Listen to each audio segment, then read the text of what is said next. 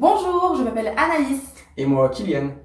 À la fin du XXe siècle, le professeur Wouter van Hoven de l'université de Pretoria a découvert que les acacias d'Afrique du Sud sont capables de communiquer entre eux lorsqu'ils ont été agressés par des herbivores, les grands antilopes koudous. Une communication est traduite par la transmission d'un message entre un individu émetteur et un individu récepteur. Plus tard, les scientifiques découvriront que le composé d'alarme correspond à l'éthylène, un gaz très volatile qui se répand dans l'environnement. Lorsque l'arbre reçoit l'éthylène, il va produire des tanins. Les tanins sont des polyphénols qui ont des fonctions répulsives contre les herbivores qui les mangent. À haute dose, ils peuvent même avoir des effets toxiques en inhibant leurs enzymes digestives. Nous pouvons donc nous demander comment les plantes communiquent-elles leur stress afin de se défendre contre leurs prédateurs et transmettre l'alarme à d'autres plantes.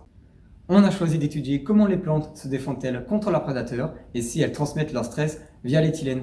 On a d'abord recherché des modèles d'études. Les plantes choisies devaient produire et augmenter leur tanin face au stress, tout en étant assez courantes. Le fraisier et le géranium semblaient les plus appropriés.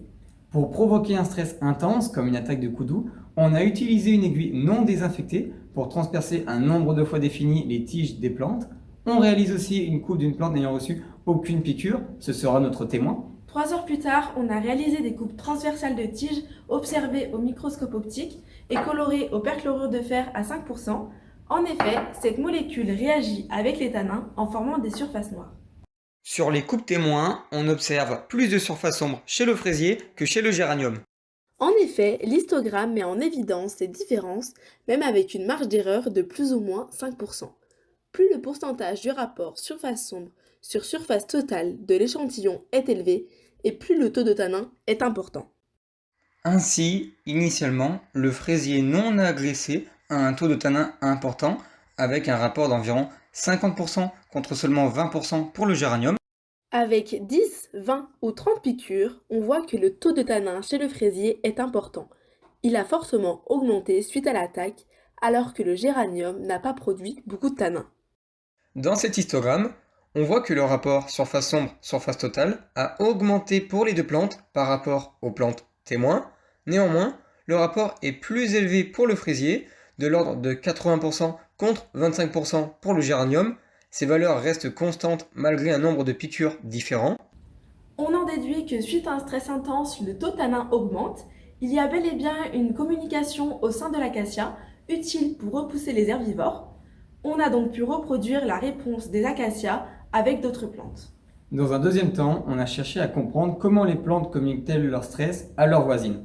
En effectuant quelques recherches bibliographiques, on a appris que les pommes libèrent de l'éthylène en mûrissant. C'est pourquoi on utilise des sacs hermétiques contenant un fraisier ou une tige de géranium avec un nombre de pommes différent pour obtenir une dose d'éthylène croissante. Cependant, nos résultats peuvent présenter une marge d'erreur car les sacs plastiques procurent déjà un stress à la plante en la privant de dioxygène.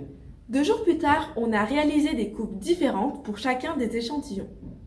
L'augmentation en tanin est très forte et équivalente pour les 3 coupes de fraisier.